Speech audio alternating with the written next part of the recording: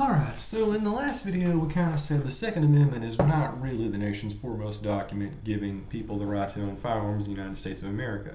In fact, not only is it not the foremost document, it really doesn't have that much legal power in the modern era anyway.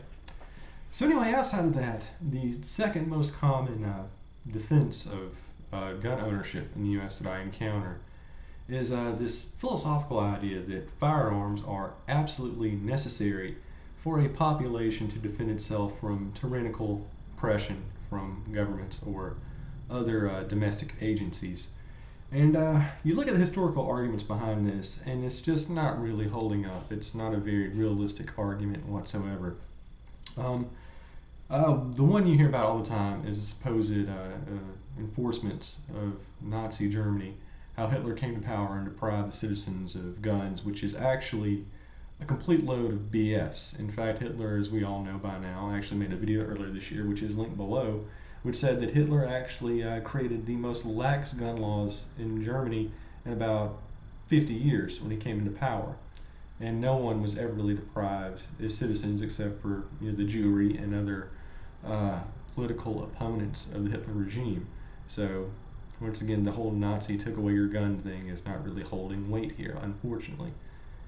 And, is Jewry an offensive term? Like, honestly, don't. I'm not being, facetious. It's, if it is, I absolutely, utterly apologize for using that terminology. Jewish citizenry, I guess would be a better term. Don't want to get sidetracked here, but just throwing it out there. I don't know. We need a new AP style book on this.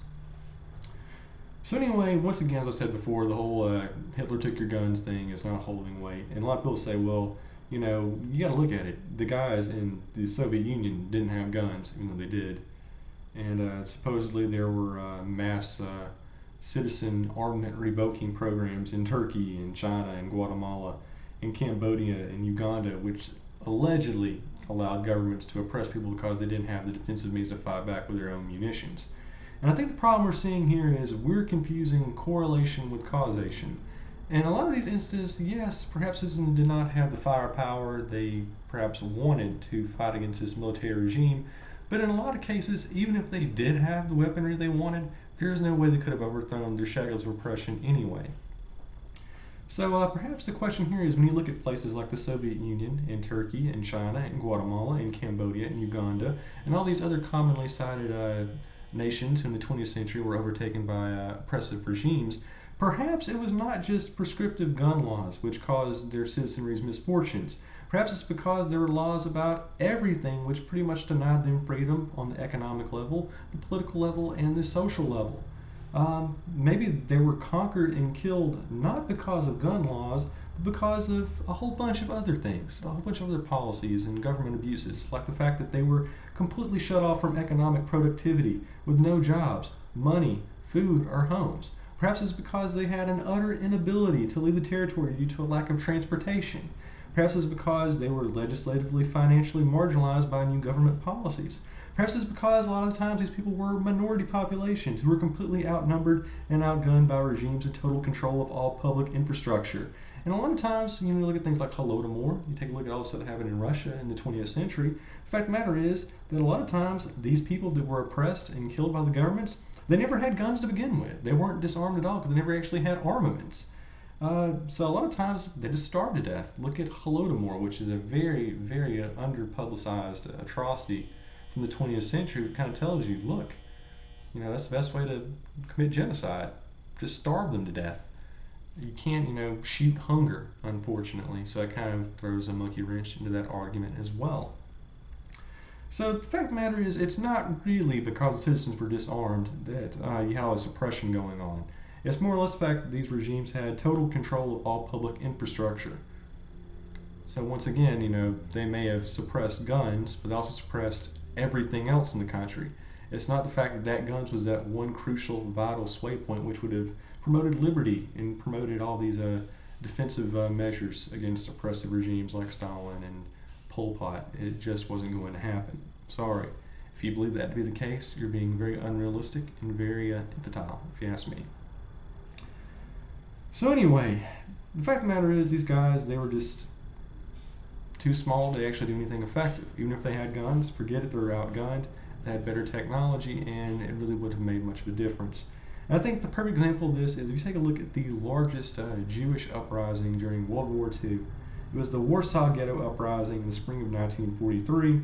And in that, which was the most effective and largest Nazi resistance campaign by the oppressed Jews during the time frame, the end result of that was 17 dead Nazis and 13,000 dead Jews, with an additional 50,000 sent to the death camps, which means that all in all, the most effective uprising, armed revolt against Nazi oppressors during World War II resulted in less than 24, Nazi deaths and approximately 70,000 Jewish deaths.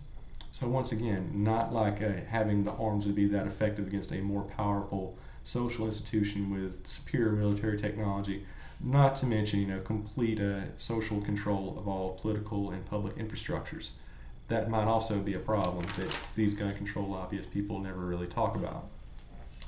So anyway, and in the modern era, you really can't say that there's a connection between gun ownership and political freedom. For example, places like Somalia and Yemen, which are clearly political hellholes, have incredibly lax gun laws. So the citizens are very well armed, but they're still facing government oppression. The same thing can be said about Iraq and Saudi Arabia. Clearly, these are countries where oppression by government agencies is fully, enforced. But what do you know? The citizens actually have pretty expansive rights to gun laws. So there you go. You have an armed citizenry, but you still have oppression. Explain that. Maybe there's outside factors beyond just having the fetishized gun object as a means of fighting off tyranny. Not like these guys control culture and all the political institutions and pretty much weave and construe society however they want. That would never be an instrument for political gain. Another thing, you look at the Arab uprisings. Places like Tunisia and Egypt were able to topple their governments, but Libya needed UN assistance, which is funny because Tunisia and Egypt actually had much more strict firearm laws than in Libya. So what's up with that? If guns are supposed to be able to allow citizenry to topple oppressive regimes, then why couldn't the Libyans do it themselves without having to call in airstrikes? Something to think about. And actually, I came across a very interesting foreign policy article from a couple of years back, which said that there's really no correlation between gun ownership and a nation's freedom index. You look at the nations with the highest levels of gun ownership, and it's a completely mixed bag. You got the United States standing shoulder to shoulder with socialist utopias in Scandinavia and Islamo-fascist regimes in Somalia and Yemen. So once again, there's really not much of a connection between having a high percentage of armed citizens and political freedom within a domestic territory. It's just not there. The policies aren't there. We don't have that material backing us up. It's a completely mixed bag. And in fact, I think looking at all the scientific evidence, you have to kind of say that they really don't have much of an effect together whatsoever. And of course, you have to look at all the historical non-violent proponents, guys like Gandhi and Martin Luther King and Cesar Chavez, and even today in the modern era, when you got guys like Lou Jabot and Twinkle Carmen and Ellen Johnson Sirleaf and Jose Ramos Horta, who were able to cause a whole lot of political change and end a lot of government oppression without storming the streets with firearms and tanks. The fact of the matter is, it is clearly possible to derail oppressive regimes and incite positive social changes without firing a single shot. The idea that you need militaristic, government, firearmed, owning people to combat oppression is just realistic and historically proven to be inaccurate and a lot of times ineffective. Just ask David Koresh. He'll tell you all about that. So anyway, even with all this taken into consideration, let's look at this as a hypothetical situation. It would be utterly impossible for a staged coup to come across in the United States. Let's look at it like this. When you look at the United States federal government, they've got the Army, they've got the police, they've got the National Guard, they have the Navy, they have the Air Force. And in these agencies, they have nuclear weapons, they have hypersonic weaponry, they have DARPA technologies, they have bombers, they have tanks, they have fighter jets, they have battleships, they have destroyers, they have drones, they have, not to mention, complete control over the infrastructure of things like highways and water supplies and electric grids and satellite targeting systems. And what do you have? You've got a few rifles, a handguns, and maybe an AK. As Waco proved to us, it's kind of hard to stage an armed civilian uprising against government agencies because, let's face it, you're bringing a knife to a gunfight, to use a oft-mentioned cliche. So anyway, look at this just on a merely realistic level compared to what they have, to what the citizenry has. The thing here that's really scary is there's really no way you can have a armed U.S. citizen uprising against government officials using, firearms.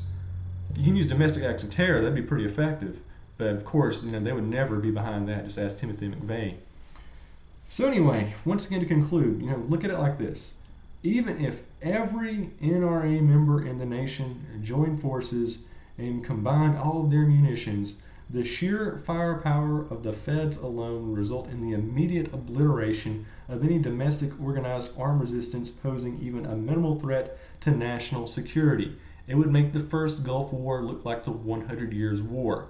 So anyway, all that to say, look, there's the idea that you need guns to fight government oppression, which historically is not true because there are a lot of other social factors in play. It's not true because clearly there have been nonviolent, effective political changes brought about by guys like King and Gandhi who did not promote armed citizenry. And of course, there's just the fact that it's freaking impossible considering the military technology, firepower, and controlled infrastructure that the government has today in the modern era. So there, do you need firearms to prevent an oppressive government? No, you just need to be intelligent and you need to be socially conscious. The end.